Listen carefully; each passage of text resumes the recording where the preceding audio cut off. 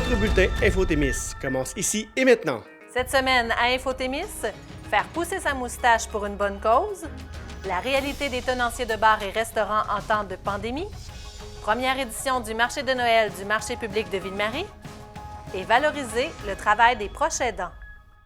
Bonjour et bienvenue à Infotémis. De plus en plus populaire depuis quelques années, le mouvement Movember consiste à se laisser pousser la moustache pendant le mois de novembre afin d'amasser des fonds pour des causes reliées aux hommes. Par exemple, le cancer de la prostate, le cancer des testicules, la santé mentale ou encore la prévention du suicide sont toutes des causes pour lesquelles les dons peuvent être remis. Depuis 2003, le mouvement Movember a permis de financer plus de 1250 projets en santé masculine. Et cette année, au Témiscamingue, plusieurs hommes ont décidé de se laisser pousser la moustache pour la bonne cause. Et c'est le cas d'Anthony Pomerleau qui a troqué sa grosse barbe pour la moustache. Monsieur Pomerleau nous fait part des raisons qui l'ont motivé à relever le défi du Movember cette année. Avec tout ce qui a trait à la détresse en lien avec le COVID-19, c'est une des raisons pour lesquelles j'ai voulu m'impliquer. On sait chez les hommes, cette détresse-là se manifeste de différentes façons, dont, entre autres, soit au niveau de diagnostic de cancer, soit testiculaire, etc., ou même au niveau suicide. C'est quelque chose qui est très important pour moi. On sait que 3 personnes sur 4 qui commettent l'acte du suicide, c'est un homme. Donc, c'est une des raisons pourquoi je voulais amasser des fonds avec ma belle moustache pour ça. À la base, j'ai voulu y aller quand même conservateur. J'ai décidé de choisir un montant de 250 $. Donc, pour l'instant, ça commence à rentrer bien. Là, je pense que je suis à l'entour de 60 $ pour l'instant. Donc, c'est dans ce sens-là que je voulais faire ça. Normalement, je porte la barbe. Donc, ce que j'ai fait, c'est qu'au début du mois, je l'ai taillé. J'ai rasé tout le reste de la barbe. Et puis, non, ça pousse assez à mon goût. Là. Avec les sous que je vais pouvoir ramasser, si ça peut aider une seule personne, j'aurai atteint mon objectif. Ma mère, elle trouve que je ressemble à mon père, qui est très connu pour sa belle moustache. Donc, tant mieux, hein? Depuis le début de la COVID-19, les tenanciers de bars et les restaurateurs ont eu à s'ajuster à une multitude de nouvelles mesures sanitaires et restrictions de distanciation sociale, une réalité qui affecte leur quotidien de façon considérable. Au Témiscamingue, plusieurs restaurants et bars ont réussi à bien se tirer d'affaire grâce à leur grande capacité d'adaptation et leur désir de se renouveler. TV Témis est allé à la rencontre de Simon Murray, copropriétaire du Simonac, Cathy Légaré, copropriétaire de la Gauloise, ainsi que Marie-Jo Morin, copropriétaire de Eugène Auberge Bistrot, et Angélane Guimont, propriétaire de la table champêtre de l'Éden Rouge. On voulait connaître en fait leur réalité respective. C'est le dédale dans lequel on se trouve qui est irritant. Fait que là, 2 mètres, pas 2 mètres, un masque, des lunettes, pas de lunettes, une visière avec une visière, oh non, faut-tu laver les toilettes entre chaque client? Faut-tu quelqu'un à la porte pour gérer les clients? Tout ça, là, ça, c'est irritant. Tout le volet spectacle, c'est sûr. Tout le volet restauration de soir, que là, présentement, ça n'existe pas. Peut-être l'été prochain, mais on ne sait pas. Les groupes de travail, par exemple, qui avaient tendance à venir dîner en collègue de travail, ça soyait tous à la même table. Moi, j'ai une table qui rentre 20 personnes autour, là. Fait que je pouvais la remplir plusieurs fois dans la semaine. Ça n'existe plus, là. Fait que forcément, il y a moins d'achalandage, il y a moins parce que les gens se rassemblent plus pour manger. La salle est jamais pleine, mais on fait pas mal plus de plats pour emporter aussi. Là, les gens, ils prennent plus pour emporter que de manger sur place. Mettons de la pizza, il va y avoir des crotons maison, tous des produits qu'on fait maison, dans le fond, pour augmenter l'offre de service. Fait que, puis on fait du service de traiteur encore, mais on le fait différemment. C'est plus sous forme de boîte à lunch ou plus, il n'y a plus de buffet comme tel. Là. Ça fait que quand on va livrer, c'est tout en portion individuelle. On vend du vin aussi d'importation privée, puis peut-être on va développer 2-3 autres trucs, mais en même temps, on a tout le temps le pied sur le frein parce qu'on ne sait pas où on s'en va. T'sais. On est juste chanceux parce qu'on a passé à travers la première vague. On va sûrement résister à la deuxième. Puis, tu sais, ce qui nous a valu ça, c'est la diversification de notre entreprise, le fait qu'on loue des chambres, là, ça nous a grandement aidé, puis qu'on a eu une très belle saison touristique malgré tout, là, tu sais. Mais ce que ça a apporté, en gros, c'est que moi, mon équipe n'a pas survécu. Ça fait que je me suis retrouvée pas de main-d'œuvre. En même temps, ça donne bien. Je n'ai pas les moyens de payer de la main-d'œuvre parce qu'on a moins d'achalandage. Alors, du coup, on a acheté un présentoir réfrigéré pour faire en sorte que je travaille toute seule, puis que je puisse faire la cuisine le matin, servir les clients l'après-midi, faire les chambres entre tout ça, faire de la comptabilité et tout gérer ça à moi toute seule parce qu'on n'a pas de fonds pour les salaires. j'ai l'impression que peut-être en janvier, là, ça va peut-être crier un peu là, parce qu'on va avoir connu un automne vraiment, vraiment relax. Là. Puis il n'y a pas non plus de party de Noël pour se refaire. Puis il n'y a pas de... Tu sais, il n'y a rien de ça. À moi de te dire, je vais créer des boîtes gourmandes, je vais créer, mais si t'es tout seul puis t'as pas de main-d'œuvre, tu peux pas tout faire non plus. Fait que, c'est comme un cercle vicieux, là. T'as pas de main-d'œuvre, mais t'as pas d'argent pour la payer, ça fait que tu peux pas engager. Puis, fait que c'est plus ça le grand défi, là, de dire on voudrait vraiment fournir à tout ça puis augmenter les revenus, mais on n'a surtout pas de sous pour engager. Bien, nous, à l'Éden Rouge, c'est certain qu'on est peut-être dans une catégorie différente des restaurateurs traditionnels là, qu'on connaît. Nous, étant vraiment plus une table champêtre, on fait plus de l'événementiel, vraiment des mariages, des réunions familiales, des banquets saisonniers, des ateliers gourmands de l'été. On a beaucoup d'activités agro-touristiques plus que seulement de la restauration.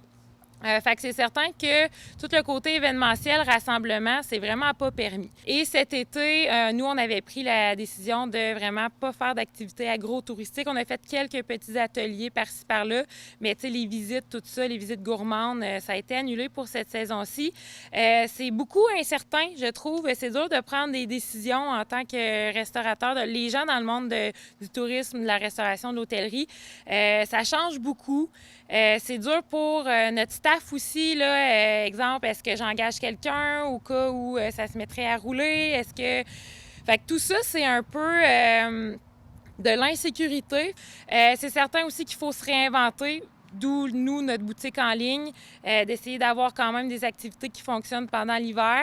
C'est vraiment difficile. J'espère qu'on va réussir à survivre à ça. J'espère aussi que le fait de se réinventer, puis que la clientèle est là pour les produits régionaux, va perdurer même après la pandémie. Fait que voilà, je trouve que c'est vraiment incertain, c'est insécurisant aussi, mais d'un autre côté, ça nous oblige à se réinventer, puis peut-être que de cette façon-là, bien, on va trouver une nouvelle sphère dans notre entreprise qu'on n'aurait pas pensé. Tu sais, dans le fond, nous, c'est la boutique en ligne. Le prêt-à-manger, je sais que pour certains, ça peut fonctionner. Les take-out aussi, ça peut fonctionner. Mais c'est certain qu'un restaurant ou un bistrot qui, normalement, fait un beau chiffre d'affaires parce qu'il vend une pinte de bière avec... tu sais, qui vend une expérience complète, c'est moins évident, mais ça peut nous aider à survivre jusqu'à la réouverture complète là, des salles à manger. Le volet agricole a vraiment bien fonctionné. L'engouement pour les produits locaux était super cette année, puis on souhaite que ça continue comme ça. Mais c'est certain que tout le côté restauration, c'est vraiment... c'est quand on est habitué de faire 2 mariages par fin de semaine, puis là, on n'en avait pas du tout de l'été. C'est un petit peu plus difficile. On a de l'aide gouvernementale, c'est certain. On a des prêts, surtout. Ça, c'est un petit peu plus difficile parce que c'est un peu reporter le problème, là, si on peut dire. Là, on absorbe les coûts, mais dans quelques années, il va falloir les rembourser, ces prêts-là. Fait que, tu sais, c'est ça. Avec toute l'aide gouvernementale, les autres sphères de la compagnie qui vont bien, bien, on réussit à poursuivre nos activités. Puis c'est certain que, tu sais, notre masse salariale est beaucoup diminuée aussi. Fait que, tu sais, un va avec l'autre, là, c'est certain. Mais avec tout ça mis ensemble, on réussit à continuer nos activités. Le plus gros changement, ça reste la fermeture de la salle, tu sais. C'est ça qui est plus difficile pour nous, là, parce qu'on n'a pas le même contact avec notre clientèle. Là, ils ne viennent plus manger ici. Fait que ça, on trouve ça difficile. Mais tu sais, c'est sûr que nous, en ayant une cuisine ouverte comme ça, c'était doublement difficile. Fait qu'on a installé des parois qui sont des plexiglas, en fait, là, qui font un genre de barrière avec la clientèle. Puis c'est sûr qu'au niveau du travail, bien là, on a des visières, on a... ça apporte des mesures qui demandent du temps, puis ça devient agaçant aussi à la longue là, d'avoir une visière toute la journée. C'est même si la salle est pleine, on a plus de commandes pour sortir, souvent le vendredi. Sur l'heure du midi, on a beaucoup de commandes pour emporter aussi. Fait que c'est sûr que pendant le confinement, on n'avait pas le choix. Puis ça allait très bien, les commandes pour emporter. Fait qu'on a choisi, tu sais, quelque part, il faut que tout le monde vive. Fait qu'on a choisi de rester seulement avec ça. Même si, avec le retour des salles, on n'aurait pas été capable de gérer la distanciation à la fois avec la salle et les gens qui attendent les commandes. Bien, honnêtement, ça a été quand même bien pour nous. Là, on ne peut pas se plaindre parce que j'ai des amis restaurateurs que c'est vraiment dramatique. Là, ça a rebaissé un peu. On n'est pas tout à fait à notre chiffre d'affaires habituel, là, on va s'entendre. Mais c'est quand même pas dramatique. Là. C'est un peu en bas de ce qu'on fait d'habitude. Mais on ne peut pas se plaindre. Là. On a de la chance comparé à d'autres. C'est sûr que nous, en tant que resto-bar, le resto fonctionne encore bien. C'est sûr qu'on reçoit moins de personnes vu notre capacité de 88 maximum, mais ce qui était payant pour nous surtout, ce qui nous faisait vivre mes employés, leur donner une paye à la fin de la semaine, c'était beaucoup le côté bar. Maintenant, on est fermé à minuit, on ne peut plus servir. À 1h, tout le monde dehors, donc c'est difficile. C'est une grosse partie qu'on perd. Ça fait mal. On faisait des gros shows, des gros événements. On pouvait avoir 200 personnes. Puis là, ben, c'est sûr que le COVID est arrivé. Puis là, maintenant, c'est 88 personnes maximum. Donc, on a perdu à peu près 75 de nos revenus. Moi, j'avais un autre commerce. En fait, c'était un service de traiteur. Ça s'appelait Ça va barder 2.0. Puis on a dû fermer parce qu'on faisait beaucoup de mariages, des événements. Là, maintenant, on faisait des boîtes à lunch. Mais là, des boîtes à lunch pour 10, ça vaut pas la peine d'en faire pour moins de 10. Fait que de ce côté-là, on ne peut plus vraiment en faire. Fait qu'on suit vraiment sur notre restaurant et le bon vouloir des citoyens de venir nous encourager. Là. Je voulais justement leur dire merci de continuer de venir au Simonac. Il a fallu mettre des gens à pied pour donner plus d'heures aux plus vieux, dans le fond. Heureusement, on a marqué manque de travail, donc ils ont droit au chômage, là, c'est sûr, mais c'est triste un peu. J'ai hâte que ça revienne là, pour pouvoir réengager, que le Témis soit un peu plus le fun, là, puis le Québec en entier, là, finalement. Le 7 novembre dernier se tenait la toute première édition du marché de Noël organisé par le marché public de Ville-Marie. Sur place, 14 exposants du Témiscamingue, de l'Ontario et de l'Abitibi offraient leurs spécialités respectives à la population qui a répondu en grand nombre à l'appel. Du côté des exposants, une belle diversité de produits était offerte. Pensons à des produits du terroir, des desserts, de l'artisanat, vins et fromages, bonbons d'hiver, légumes de saison, des savons et même des petites autos Hot Wheels. L'ambiance des fêtes régnait sous le toit du marché public alors que le tout s'est déroulé dans la bonne humeur, tout en respectant les mesures sanitaires strictes mises en place pour assurer la sécurité des exposants et aussi des visiteurs. Une première édition couronnée de succès qui promet bien de devenir une nouvelle tradition témiscamienne. C'est que cette année, dû à la COVID et le fait que plusieurs marchés de Noël avaient cessé leur activité ou avaient diversifié dans d'autres formes, des plateformes web, etc., donc, on a décidé, nous, comme on a une toiture et non pas un bâtiment fermé, de tenir notre marché, un marché public ordinaire, mais un peu plus revampé, mais comme un marché de Noël, finalement. Bien, aujourd'hui, on retrouve 14 exposants, donc du fromage, des mets préparés, c'est-à-dire des tourtières, des pâtés, des tartes, de l'artisanat, des légumes, légumes d'automne, légumes d'hiver. On trouve des boissons alcoolisées, même des voitures Hot Wheels, de la viande qui nous vient directement de l'Abitibi, des viandes de spécialité.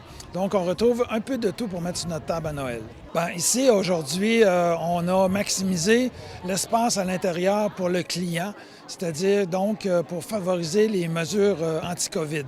Donc, on a une personne à l'accueil, on a un bénévole à l'accueil qui accueille tous les gens, qui donnent les consignes, c'est-à-dire port du masque permanent, désinfection des mains, respect du 2 mètres entre les gens. À l'intérieur aussi, on a diminué l'espace aux exposants. Normalement, le kiosque, c'était 10 par 10. Là, on l'a donné 6 de profondeur au lieu de 10. Donc, pour donner une plus grande surface de circulation. L'ambiance, elle est très festive. C'est intéressant parce que les gens, ils savent qu'ils viennent pour les marchés de Noël.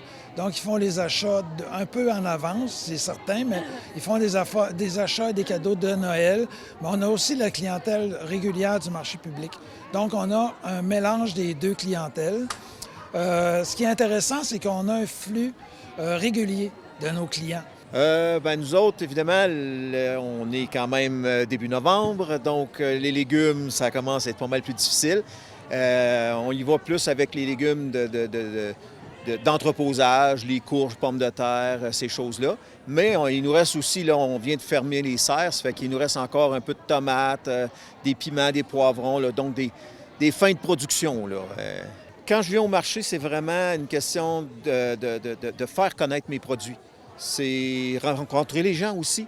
Parce que c'est le fun de vendre, mais c'est encore plus le fun de pouvoir expliquer aux gens, bien, tel légume, il goûte quoi, tu peux l'utiliser comment, tu sais. Vraiment faire connaître aux gens la multitude de variétés qui existent sur le marché.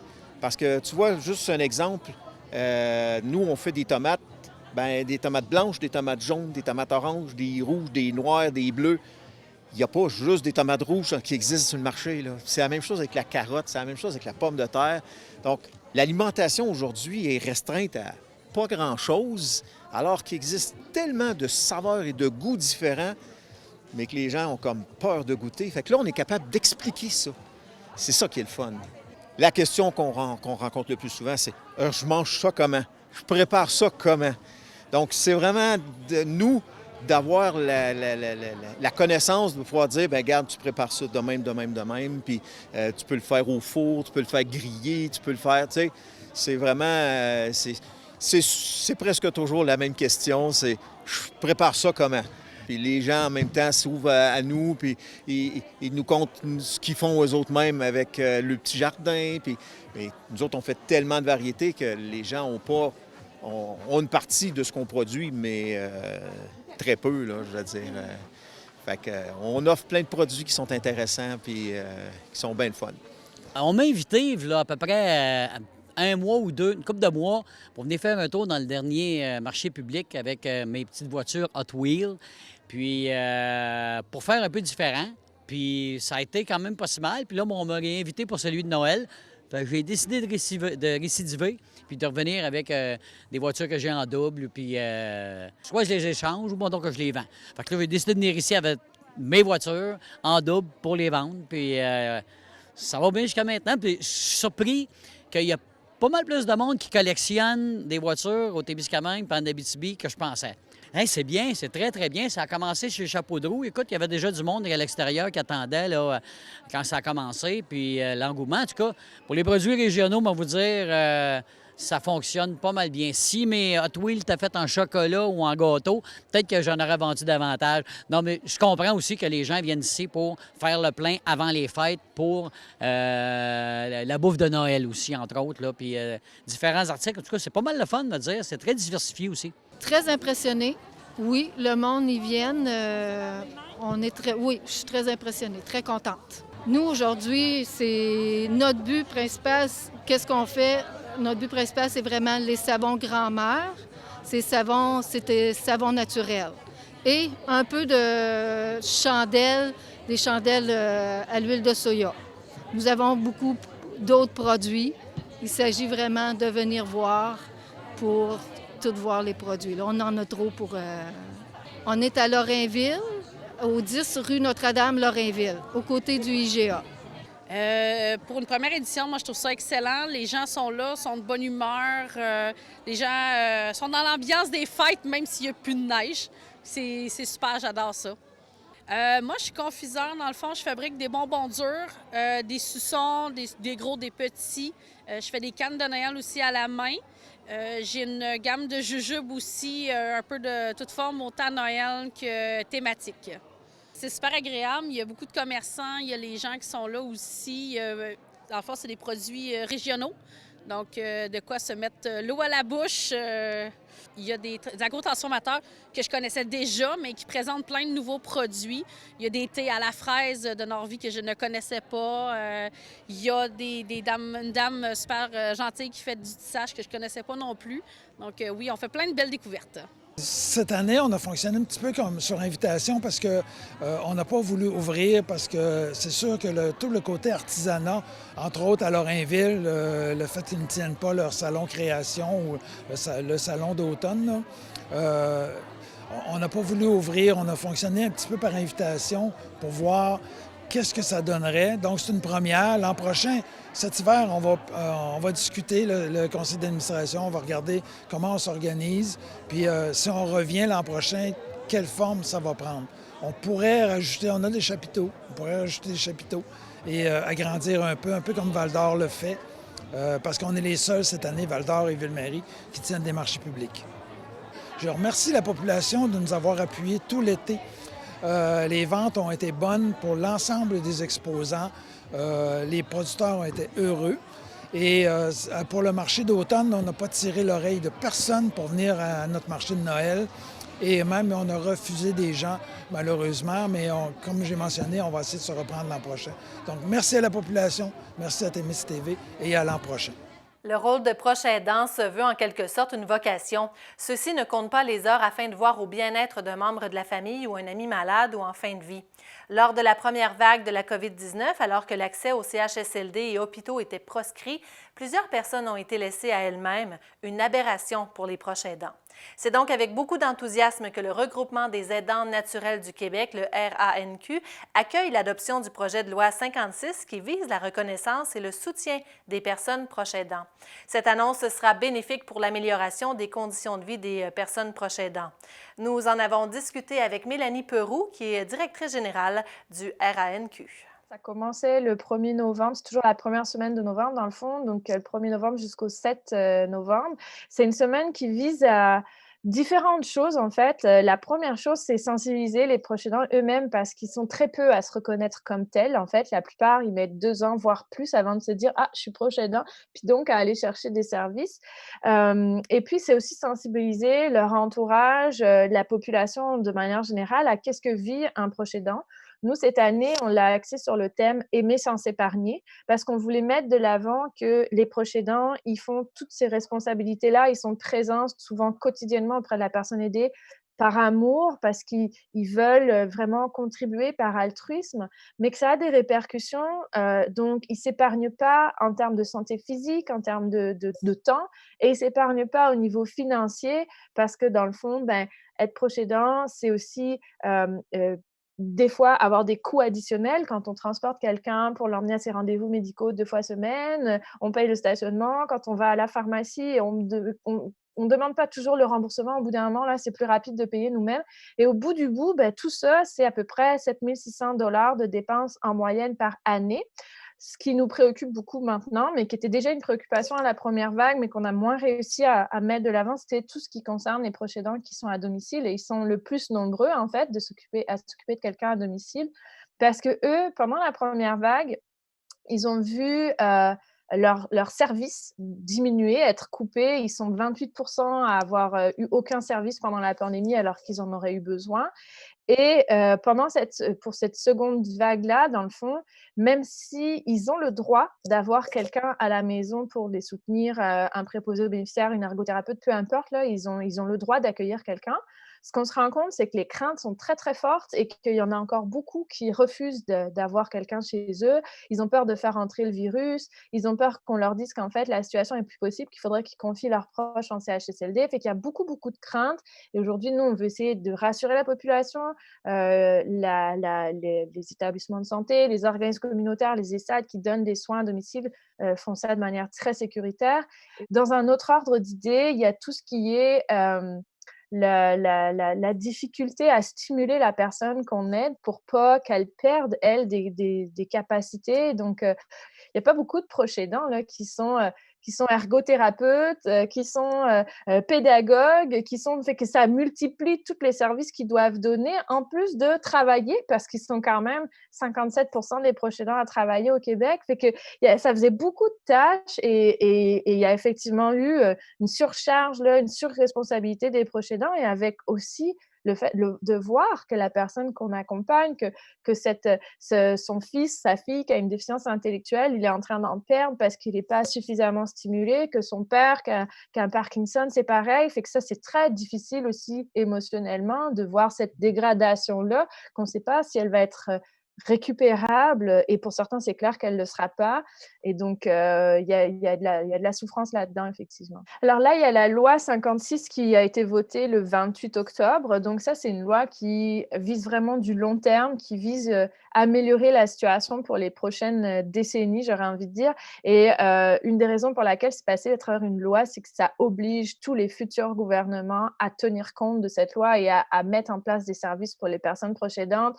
Ça vient nommer donner un peu des grands types de priorités, dont la précarité financière des proches aidants. Fait que ça, c'était très, très important pour nous. Cette loi-là, la loi 56, elle amène une politique nationale qui sera déposée dans maximum 6 mois, un plan d'action qui sera déposé encore 6 mois plus tard au maximum. Fait que on a peut-être une année avant qu'il se passe réellement, avant qu'on sache qu'est-ce qui va se passer, et encore du temps avant que ça se concrétise sur le terrain.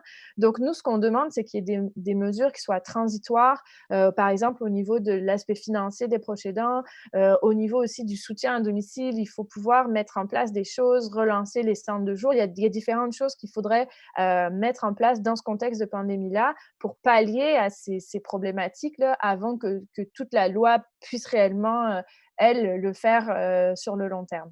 Je pense qu'il faut aussi une valorisation qui soit de l'ordre, je dirais, à la fois de reconnaître l'expertise des personnes proches aidantes. Elles sont au quotidien avec les personnes aidées. Elles voient quand il y a un changement chez elles parce qu'on a changé le médicament, on a changé une habitude, et ça crée tout un bouleversement chez l'autre. Et elles ne sont pas assez entendues dans le réseau de la santé parce que le système ne le permet pas. Fait qu'il va falloir reconnaître cette expertise-là, c'est majeur, pour qu'ils puissent avoir pleinement une place, tenir ce rôle-là et se sentir avec des leviers. Et inversement, il faut aussi reconnaître l'aspect financier pour pouvoir les soutenir là-dedans. Et ça doit passer par... il y a différentes avenues, là, mais que ce soit une allocation pour les proches aidants, quelque chose là qui leur permette de dire vous nous faites économiser des millions au système de santé, fait que c'est une juste chose quand même de faire en sorte que vous vous appauvrissez pas pour le faire. Il y a très peu de proches aidants qui utilisent les ressources du réseau communautaire, les services qui sont mis en place. Et moi, j'aurais envie de dire, attendez pas la dernière minute, attendez pas d'être épuisés, de plus en vouloir. Ces services, ils sont là, ils ont continué pendant la pandémie, ils continuent encore maintenant, et ils sont extrêmement importants pour vous aider, vous soutenir, vous, et vous aider à reprendre un peu une place dans votre propre vie. Fait que, allez-y, il y en a de partout au Québec, des organismes, et ils sont là pour vous. Voilà ce qui conclut Infothémis pour cette semaine. Surtout, n'hésitez pas à communiquer avec nous pour nous partager vos idées de reportage ou encore pour nous faire part de vos commentaires et suggestions. Au nom de toute l'équipe, je vous remercie d'avoir été là et on se dit à très bientôt.